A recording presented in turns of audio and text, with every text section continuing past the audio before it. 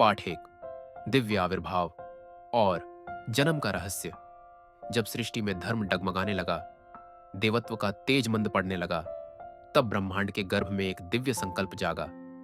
ऐसी शक्ति उतरेगी जो निष्कपट भक्ति और अपराजेय बल का एक साथ स्वरूप बनेगी।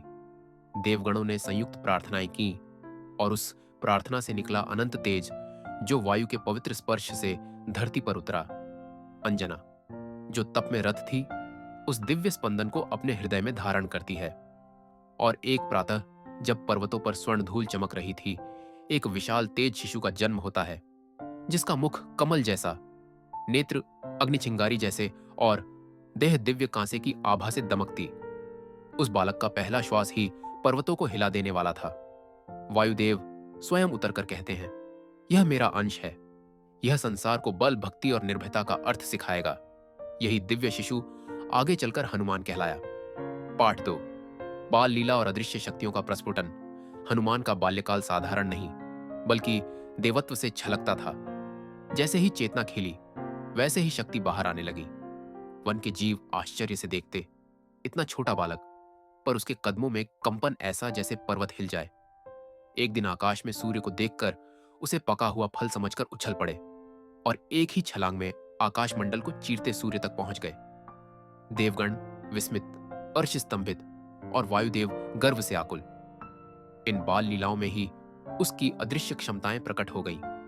असंभव दूरी को एक कदम में बदल देना, हर दिशा में एक साथ चेतना फैला देना, किसी भी भय को अपने भीतर प्रवेश न करने देना और सबसे महत्वपूर्ण, भक्ति को पराक्रम बनाकर जीना, देवताओं ने उसे वरदान दिए। पर हनुमान ने उन वरदानों को शक्ति नहीं, सेवा का धर्म माना। पाठ 3, तप, अनुशासन और विकट ब्रह्मचर्य युवा होते हुए हनुमान का मन खेल में नहीं, साधना में रम गया। उनका संकल्प था, शक्ति केवल तभी मूल्यवान है जब वह धर्म की रक्षा में समर्पित हो। वन के हृदय में, नदियों की गूंज के बीच उन्होंने कठोर तप किया। वायुदेव उनके चारों ओर रक्षा कवच बनकर खड़े रहते। कभी महीनों तक केवल प्राणवायु पर जीवित रहना, कभी गहन धारणा में स्वयं को पूर्णतः स्थिर कर देना, यह उनका दैनिक अभ्यास था। और इसी तप से उत्पन्न हुई वह अटल ब्रह्मचर्य शक्ति, जिसके कारण उनका मन, वचन और कर्म तीनों अग्नि जैसे शुद्ध हो गए। उनकी चेतना इतनी सूक्ष्म हो गई कि जहां किसी साधारण मनुष्य को अंधकार दिखता है, हनुमान वहां भी धर्म की रेखा देख लेते। इस पाठ में उनका तेज स्थिरता में बदलता है। वे अब केवल वानर नहीं, एक दिव्य शक्ति बन चुके थे। पाठ 4, राम तत्व का प्रथम स्पर्श और जीवन पथ का निर्धारण। तप के वर्षों बाद वह क्षण आता है जब हनुमान पहली बार राम तत्व का स्पर्श महसूस करते हैं। अभी श्री राम को उन्होंने देखा नहीं था, पर उनकी ध्वनि, उनकी करुणा, उनका तेज जंगल की हवा में बह रहा था और हनुमान का हृदय उस दिशा में स्वयं खींचा चला गया। यह पहला संकेत था कि उनका जीवन अब केवल शक्ति का प्रदर्शन नहीं रहेगा, बल्कि धर्म युग के निर्माण का आधार बनेगा। वन में विचरण करते हुए वे जांबवान, सुग्रीव, ऋषि मुनियों के संपर्क में आए और हर बार एक ही वाक्य सुनते, धर्म के लिए जो शक्ति जन्म लेती है, उसका मार्ग स्वयं ईश्वर तय करते हैं।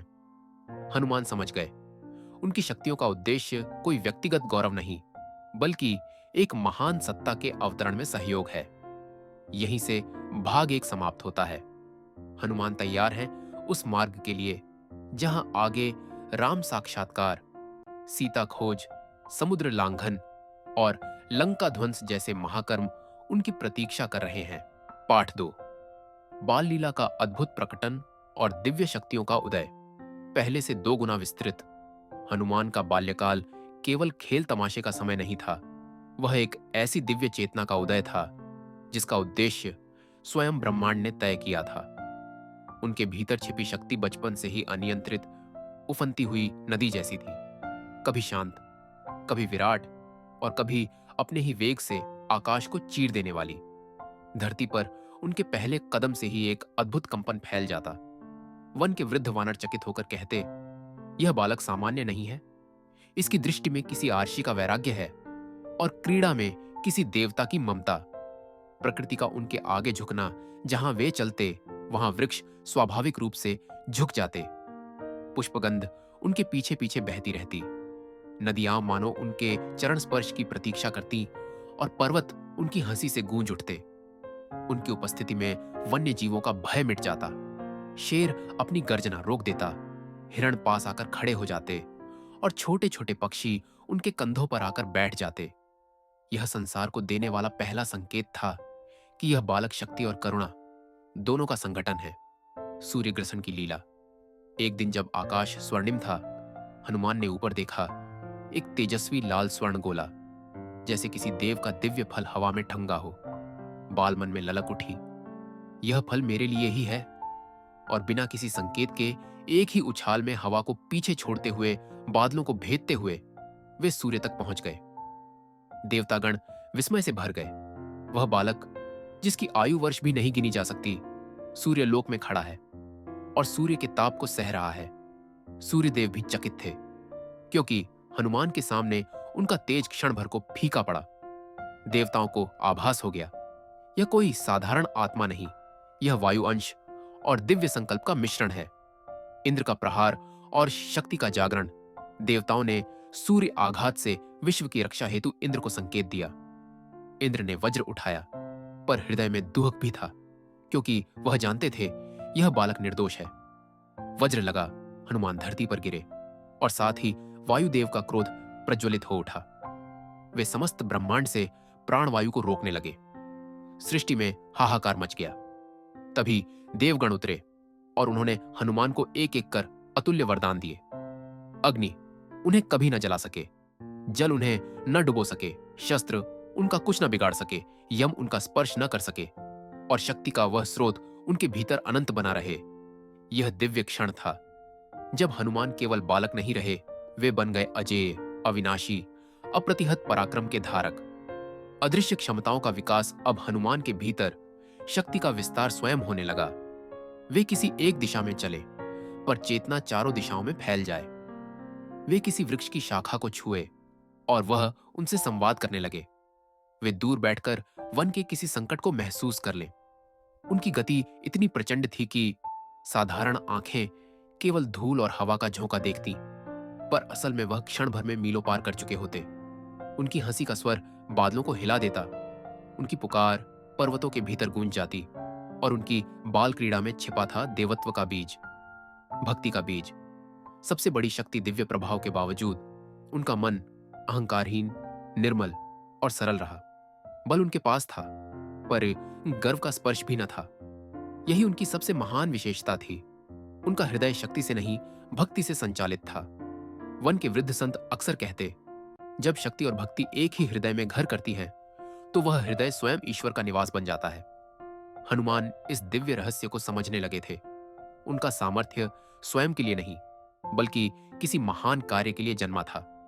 और यहीं से शुरू होती है वह यात्रा जो उन्हें राम तत्व तक ले जाएगी। पाठ 3। तप, अनुशासन, दिव्य ब्रह्मचर्य और आत्मशक्ति का चरम प्रस्फुटन, पहले से 2 गुना विस्तृत। बाल लीला के अद्भुत वर्षों के बाद हनुमान उस अवस्था में प्रवेश करते हैं जहां क्रीड़ा की सहज ऊर्जा तप की प्रचंड अग्नि में बदल जाती है।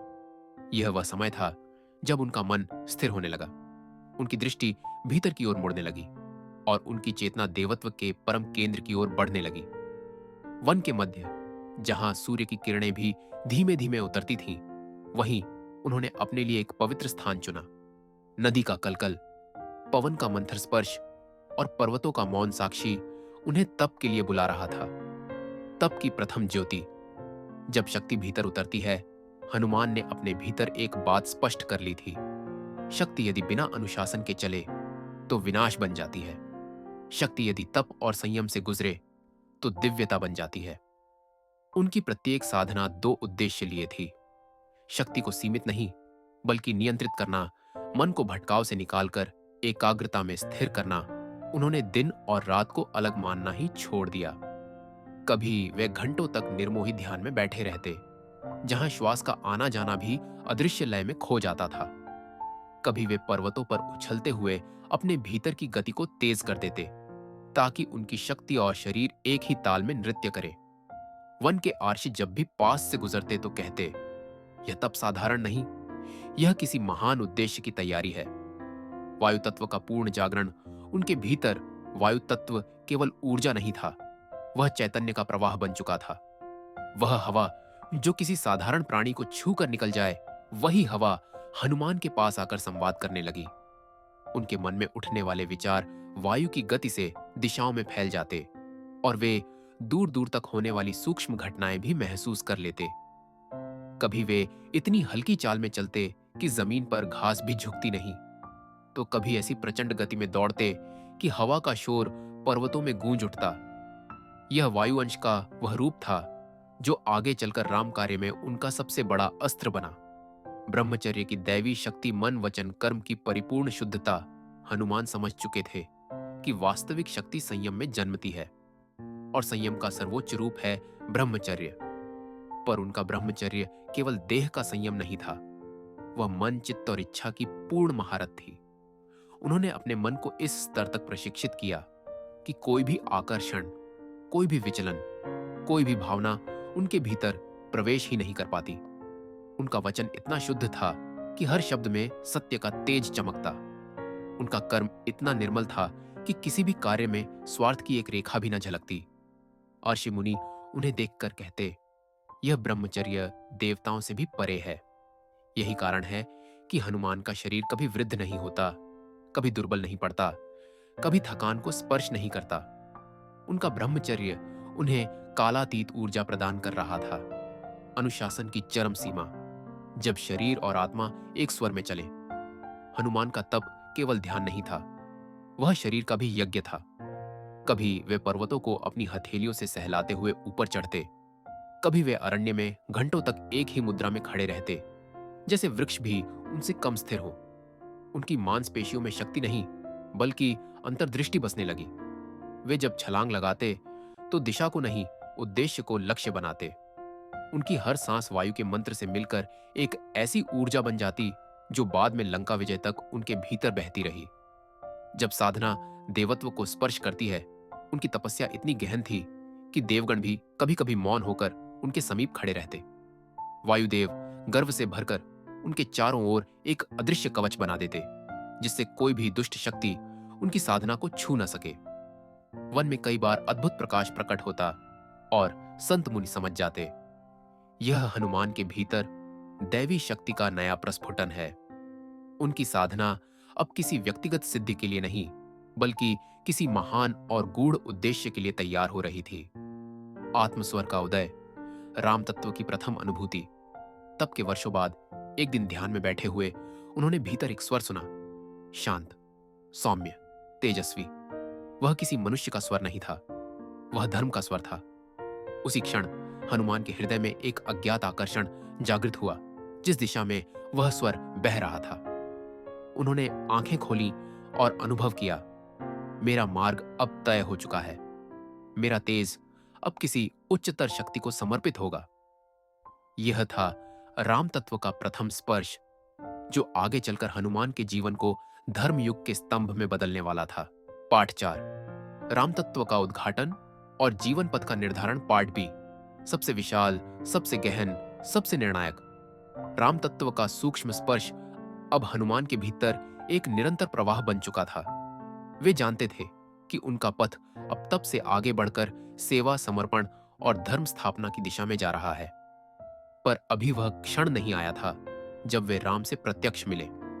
वह तो सृष्टि द्वारा रचा हुआ एक दिव्य मिलन था, जिसके लिए समय स्वयं प्रतीक्षा कर रहा था। वायु की गति में अंकित संकेत एक सुबह, जब पर्वतों पर नीली धुंध लिपटी थी और सूर्य का प्रकाश धीमे धीमे पत्तों पर उतर रहा था, हनुमान ने हवा में एक अलग ही सुगंध महसूस की। यह सुगंध साधारण नहीं थी, यह थी धर्म की सुगंध। वह सुगंध जो केवल उन व्यक्तियों के पास होती है जिनका जन्म ही लोक कल्याण के लिए होता है। वायु उनकी त्वचा को स्पर्श कर मानो यह कह रही थी, जिसकी प्रतीक्षा में तुम्हारा तप जगा है, वह बहुत निकट है। हनुमान का हृदय एक मौन कंपन से भर गया। उनकी आंखों में एक नई चमक उतर आई, जैसे उनका अंतर्मन कह रहा हो, राम आ रहे हैं। जाम्बवान का भविष्य वचन। समय का द्वार खुल चुका है। जाम्बवान ने हनुमान को बुलाया। वह वानर समुदाय के सबसे प्राचीन, सबसे बुद्धिमान और सबसे अनुभवी महापुरुष थे। उन्होंने हनुमान के कंधे पर हाथ रखकर कहा, तुम्हारी शक्ति अब किसी परीक्षा के लिए नहीं, किसी उद्देश्य के लिए पुकार रही है। जिस पुरुष को तुम खोज रहे हो वह धरती पर उतर चुका है।